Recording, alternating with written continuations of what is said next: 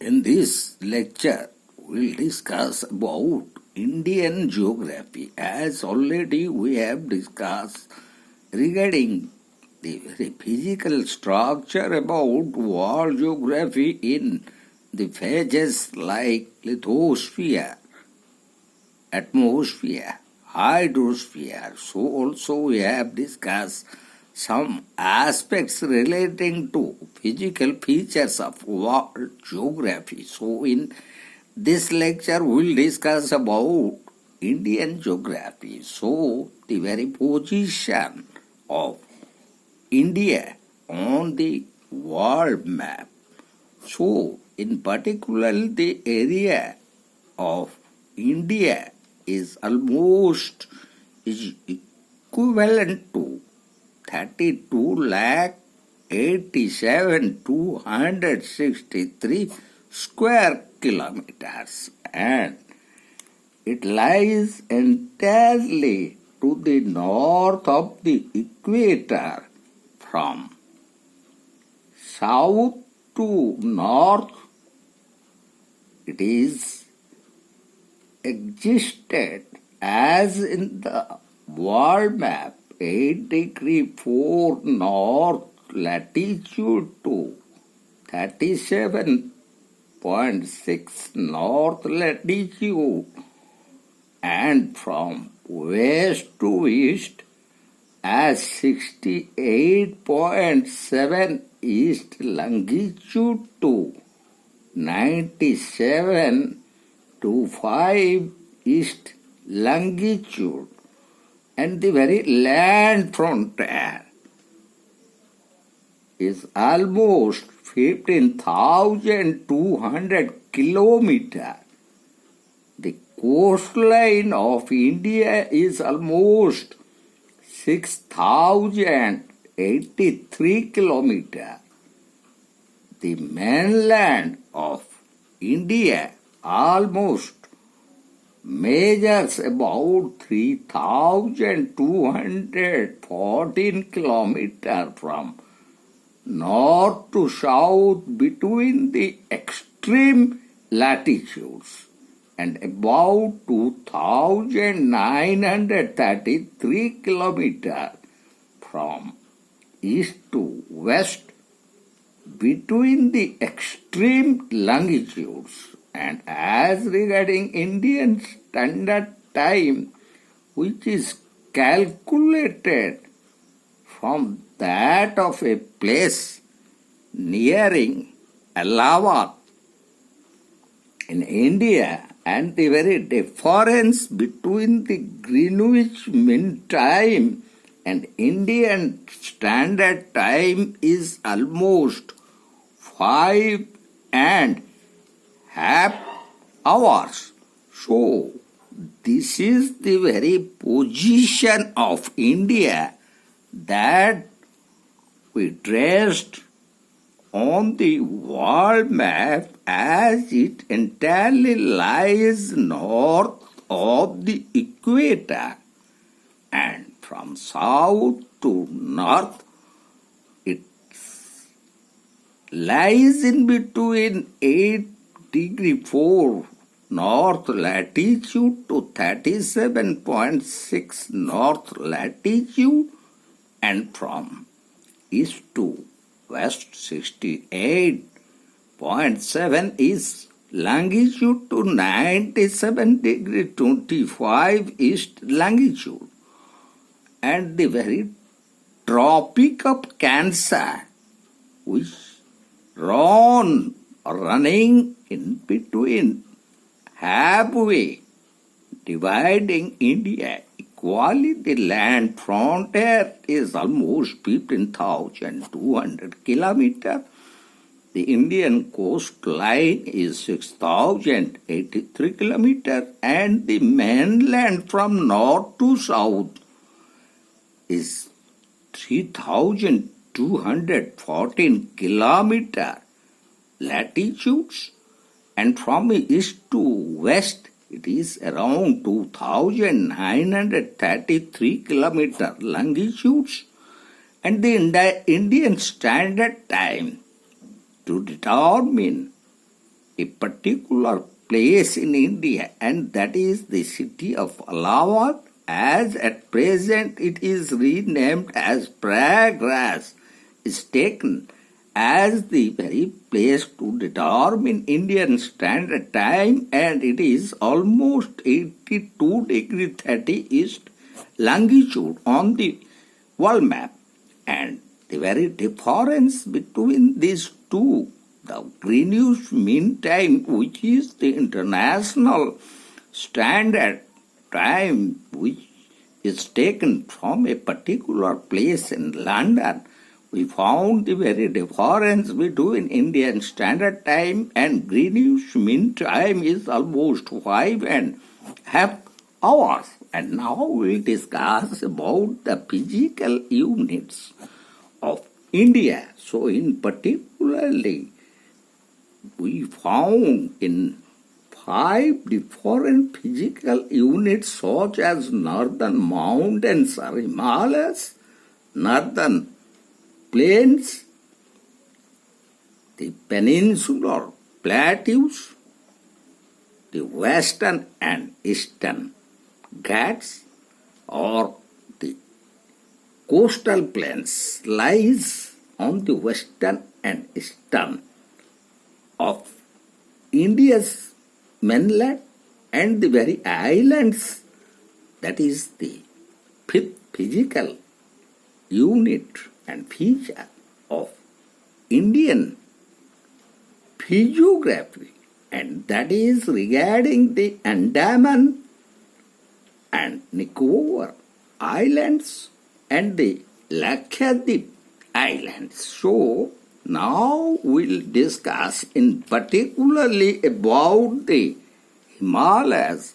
That is the first one. So regarding Himalayas, that we could divide as the Kashmir Himalayas, the Punjab Himalayas, the Kumaon Himalayas, the Central Himalayas, and the Assam Himalayas.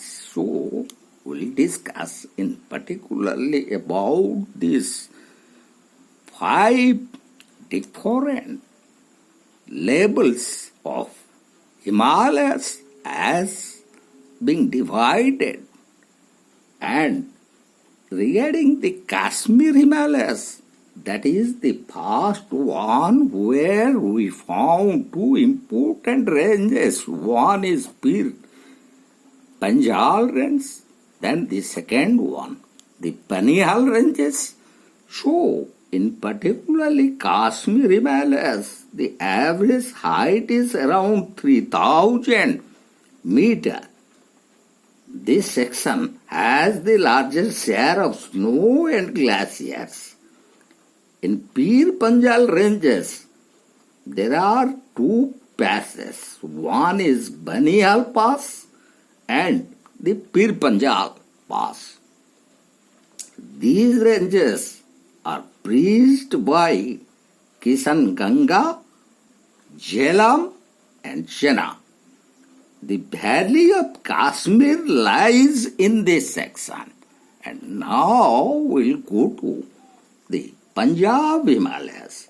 And regarding Punjab Himalayas, that we found such passes like the Jojila, Rohtang and Baralcha passes. So, high peaks are rare in Punjab Himalayas, as this section has bare, rocked northern slopes with plateaus having lakes such as Manasarovar Lake and Rakas Lakes, and the forested southern slopes. Important passes include Jojila, Rohtang, Baralipcha, and valleys include in the Punjab Himalayas are the Kangra, Lahul, and Sipti. This section is important from the point of view of horticulture, and scenic beauty. And now we'll go to the third unit of Himalaya, that is the Kumaon Himalayas. And in particular in Kumaon Himalayas we found the Nainital and Bhimtal. So exactly the Kumaon Himalayas extends from Satluj to Kali River valleys and is said to have 360 lakes, such as Nainital and Bhimtal. The pilgrimage centers like Badrinath, Gangotri, located in this section, are of particular importance to Hindus. And now we'll go to the fourth one, that is the Central Himalayas, where we found Mt.Everest, Sikkim, and Bhutan. So the Central Himalayas extends from Kali to Tista river and has the distinction of having some of the highest peaks in the world, including Mount Everest. This section is further divided into Sikkim, Darjeeling, and the Bhutan Himalayas. And the fifth one is regarding the Assam Himalayas. So where we found such hills like the Naga Hills, the Patkai Bom Hills. So the Assam Himalayas extends from Tista River to Brahmaputra River. Pauchiri and Kulkangiri are noted peaks in Assam Himalayas. Naga and the Patkai Bom Hills of this section form the watershed between India and Myanmar. So, now we'll discuss the very important division made by the geographic states that regarding Greater Himalayas, Lesser Himalayas, South Himalayas, Trans Himalayas. So in particular, when we will discuss about Greater Himalayas, we will found highest peaks and passes, and in Lesser Himalayas, those ranges and hill stations, and South Himalayas contains valleys, while Trans Himalayas consist important ranges, peaks, and glaciers. So the greater or outer Himalayas, the average breadth of these ranges varies between 120 and 190 kilometer, and average height is here 6,000 meter. These ranges are composed of ancient rocks like granites, gneisses, and schist. These ranges have the highest mountain peaks in the world, such as the Burjil Pass and Jojila in Kashmir, the Sipkila and Baralipsa lie in Himachal Pradesh, Shangla, Niti Pass, Lipu Lake in Uttar Pradesh, Jilipla and Nathula in Sikkim are important passes. The Indus River forms the deepest Because in India, when it penetrates through the Himalayas near Nagaparbat, and now we'll go to the second one, and that is Lesser Himalayas, which are also known as Himachal ranges, with an average breadth of 60 to 80 kilometers, an average height of 3,500 to 5,000 meters, and comprises mainly metamorphic and sedimentary rocks.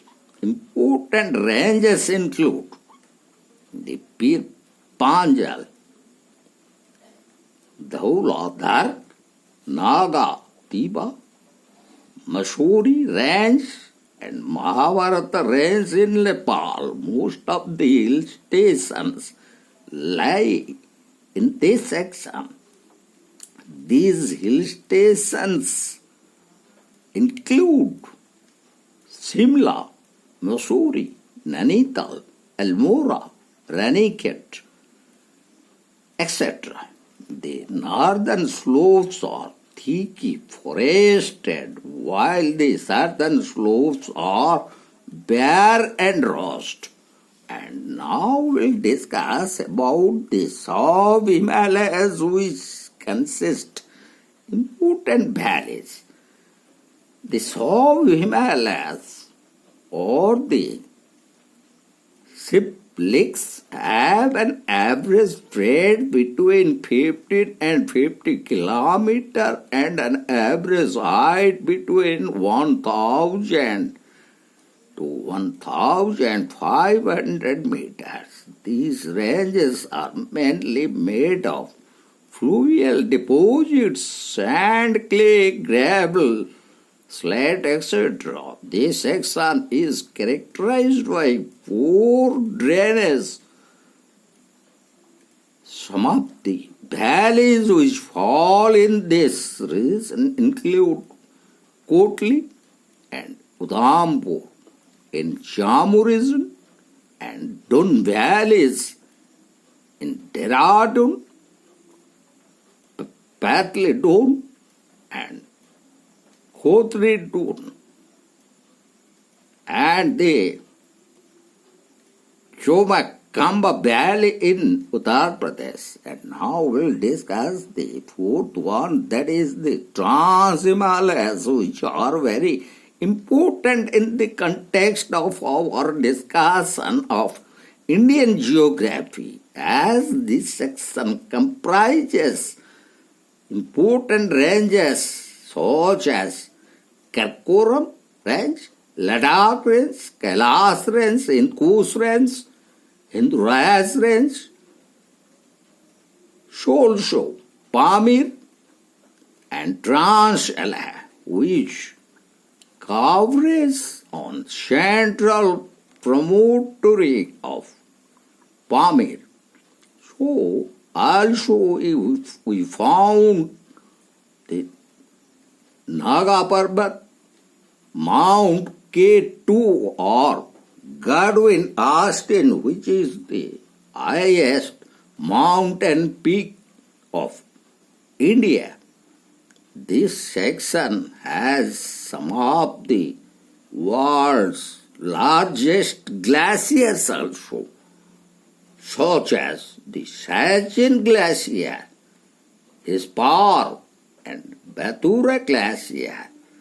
And these ranges are, as we found, under plateaus and valleys. These plateaus mark the erosional surfaces of an earlier age, such as high undulating plains of Aksai-Chin, Diosai, etc. And in that context, we would like to discuss the most important section, that is relating to Aksai-Chin and also